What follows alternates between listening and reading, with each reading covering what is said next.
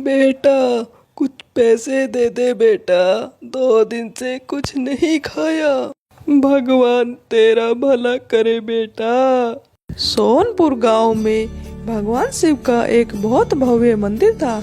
बहुत दूर दूर से लोग वहां दर्शन करने के लिए आया करते थे। यह मंदिर इतना चमत्कारी था, हर भक्त की आने वाले की हर मुरादें पूरी होती थी। इसीलिए हर मौसम में मंदिर में बहुत भीड़ रहा करती थी। पर इस बार सावन के महीने में काफी ज्यादा भीड़ थी। मंदिर के हर कोने कोने में जय जयकार गूंज रही थी। तभी अचानक से आकाश में बिजली हुई। सोने की ढाल हवा में उतरती हुई मंदिर के आंगन में आई और आकाश से एक भविष्यवाणी आई। जो भगवान शंकर का सच्चा भक्त और प्रेमी होगा, उसे ही ये सोने की थाल मिलेगी। उस भविष्यवाणी को सुन सभी लोग हैरान हो गए और उस दिव्य थाल को देखने के लिए जगह जगह से लोग इकट्ठा होने लगे। अरे अरे, भीड़ मत लगाओ, चलो हटो यहाँ से। जय भोलेनाथ। मुझे पता है ये थाल आपने सबसे बड़े भक्त के लिए यहाँ भेजी है और मैं ही आपका सबसे बड़ा भक्त हूँ। मैंने अपना पूरा जीवन आपकी सेवा में अर्पण किया और आज उसी का फल मुझे मिलने जा रहा है। देखिए, मैं प्रतिदिन भोलेनाथ का अभिषेक करता हूँ और उनका ध्यान करता हूँ। मैंने महादेव की पूजा किए बिना कभी अन्न ग्रहण नहीं किया, इसलिए यह थाल तो केवल मुझे ही मिलना चाहिए। ऐसा कहकर जैसे ही मान जी ने थाल उठाई, वो थाल सोने से पीतल में बदल गई। अरे ये क्या, थाल तो पीतल की हो गई। हाँ देखो तो जरा, कैसे ये मंदिर का सोने का थाल पीतल में बदल गया। मैंने तो सुना था मंदिर जी के महान कई कई दिनों तक मंदिर में भोलेनाथ का ध्यान करते हैं। अरे दीदी, ये तो सब दिखावा है, किसने देखा है इन्हें ध्यान करते। अगर वाकई ये महादेव के सच्चे भक्त होते तो ये सोने की थाल पीतल में ना बदल जाती, सोने की न रहती। महान जी लोगों की बात सुनकर बड़े लज्जित हुए। उन्होंने उस थाल को उसी स्थान पर रख दिया और वहां से अपने कक्ष में चले गए।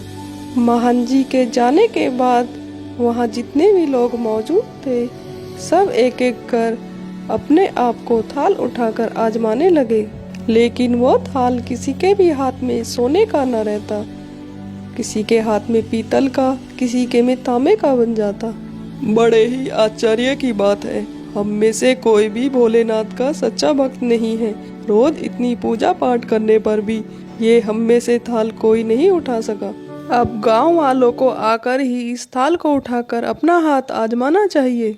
आखिर ये तो पता चले भोलेनाथ का सच्चा भक्त है कौन। मंदिर के पंडित आपस में बात कर रहे होते हैं, तभी उस नगर का राजा भी उस सोने के थाल को देखने के लिए वहां आ जाता है। रुकिए, ये थाल सिर्फ महादेव ने मेरे लिए भेजी है। मैंने आज तक महादेव के मंदिर में बहुत बड़ी बड़ी दान दक्षिणा दी है, ऐसे में ये आशीर्वाद महादेव का मेरे लिए है।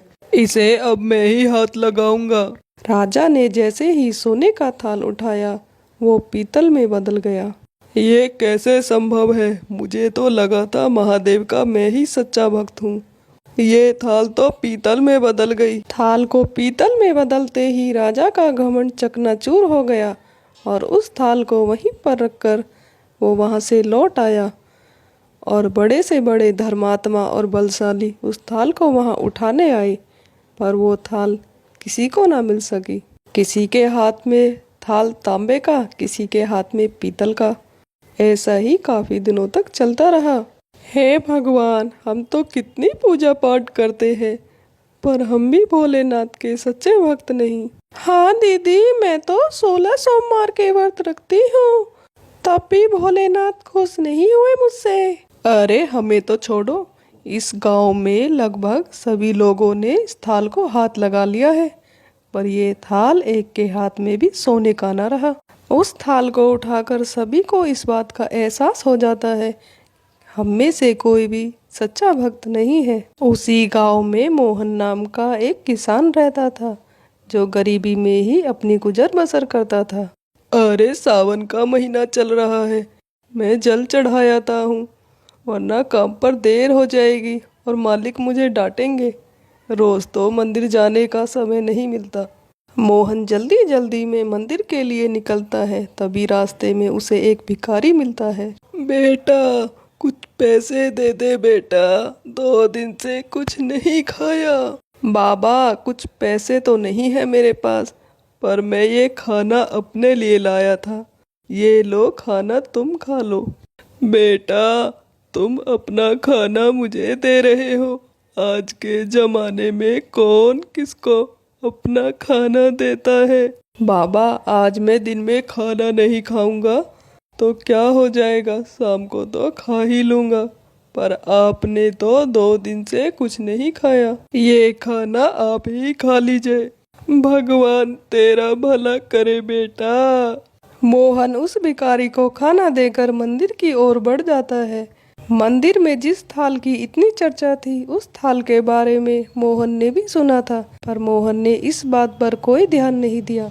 मोहन ने भगवान शिव को जल चढ़ाया, परिक्रमा की और हाथ जोड़कर अपने काम के लिए जाने लगा। अरे मोहन भाई, तुमने उस सोने की थाल को उठाकर नहीं देखा? अरे भाई, मैं तो पूजा भी कभी कभार करता हूँ। महीने में एक आध बार जल आकर चढ़ा जाता हूँ। फिर मैं काहे का सच्चा भक्त। मोहन भाई, हम तो आजमा कर देख चुके हैं, हमारी भक्ति तो 2 कौड़ी की भी नहीं। तुम ही हाथ लगा कर देख लो, क्या पता वो सोने का थाल तुम्हें मिल जाए। नहीं भैया, जब मंदिर के सबसे बड़े मांझी के हाथ में वो सोने का थाल सोने का न रहा, तो उनके सामने भला मैं क्या चीज हूँ। मुझे नहीं लगाना किसी थाल को हाथ। अच्छा ठीक है, सोने के थाल के लिए नहीं, पर एक बार उस सोने के थाल पर हाथ लगाकर ये तो पता लग जाएगा कि तुम्हारी भक्ति में कितनी सच्चाई है। लोगों के बहुत कहने के बाद मोहन उस थाल को उठाने के लिए तैयार हो गया, और जैसे ही मोहन ने थाल को उठाया, लोगों के आश्चर्य का ठिकाना न रहा। थाल सोने से चमचमाता रहा। देखो सोने का थाल कैसे चमचमा रहा है। अरे मोहन, क्या तुम ही भोलेनाथ के सच्चे भक्त हो? तुम्हारे हाथ में तो ये थाल सोने का चमचमा रहा है। भाई मोहन, हमें भी बताओ, आखिर तुम ऐसा क्या करते हो जो तुम ही भोलेनाथ के सच्चे भक्त हो? तुम तो रोज मंदिर भी नहीं आते, कभी कभार आते हो। मैं मंदिर कभी नहीं आता, मुझे मंदिर आने का टाइम ही नहीं मिलता। मैं कभी कभार ज़रूरतमंद लोगों की मदद कर देता हूँ। मुझे मदद करने से बहुत सुकून मिलता है। शायद इसीलिए भोलेनाथ मुझसे बहुत प्रसन्न है। दोस्तों, यह कहानी आपको अच्छी लगी हो तो लाइक, कमेंट और सब्सक्राइब कर लें। बेल आइकन का बटन दबा लें। हम आपके लिए ऐसी कहानी लाते रहेंगे।